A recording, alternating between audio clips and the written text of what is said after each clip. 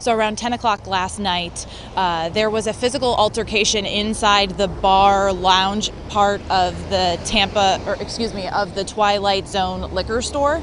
That physical altercation escalated into a shooting that then spilled out into the parking lot and field you see behind me. A deputy was actually in the area on an unrelated call, heard those gunshots ring out, and came here to assist. When she arrived, she noticed a vehicle leaving the area. That vehicle only made it a short ways down the road before crashing, and it was actually a victim of the shooting. That victim was transported to Lakeland Hospital with what's being considered non-life-threatening injuries, but as deputies continued to come to this scene, they found another victim of the shooting in the field behind me, who was transported to the hospital and then passed away due to his injuries.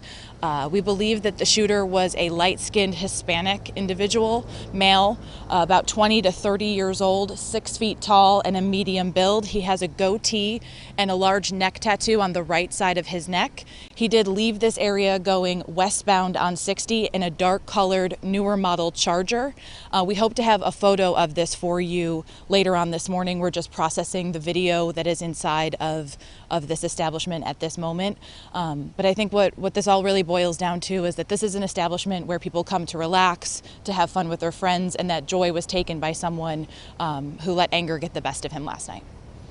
Can you explain what happened with the deputy and the Yep. victim? How she found the victim? She Yep. crashed and kind of go back So, to that again. so a deputy was in this area on an unrelated call when she heard gunshots ring out. She responded here to assist with what she assumed was an ongoing active shooting, and when she got to the scene, she saw a vehicle leave the scene. Not sure why that vehicle was leaving. She obviously followed along behind that vehicle, but as I mentioned, the vehicle didn't make it very far down the road before crashing, just into Polk County, which is just past that road right there.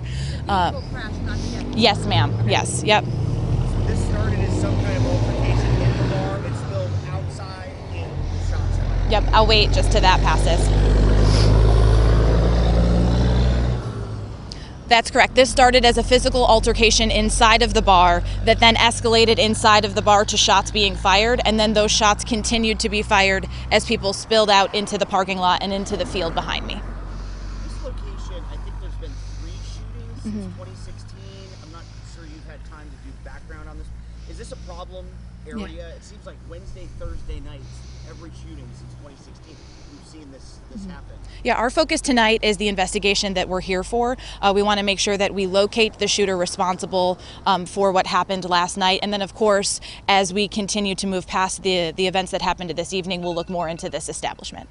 And you say there's no threat to the public at this time? Yes. Even though you don't have the suspected shooter in custody? That's correct. While we don't have the shooter in custody, we do have at least a description of the shooter, and we're working investigative means to locate that shooter. We also believe that because of this physical altercation that started, that really sparked all of this, we believe that these were parties known to each other. Was this related to the incident that happened at 301 in McIntosh? Or was it unrelated? I am not sure of the 301 in McIntosh incident, so I can look that up, but I don't believe it's connected to this because no one has told me about it yet. Thank you, guys.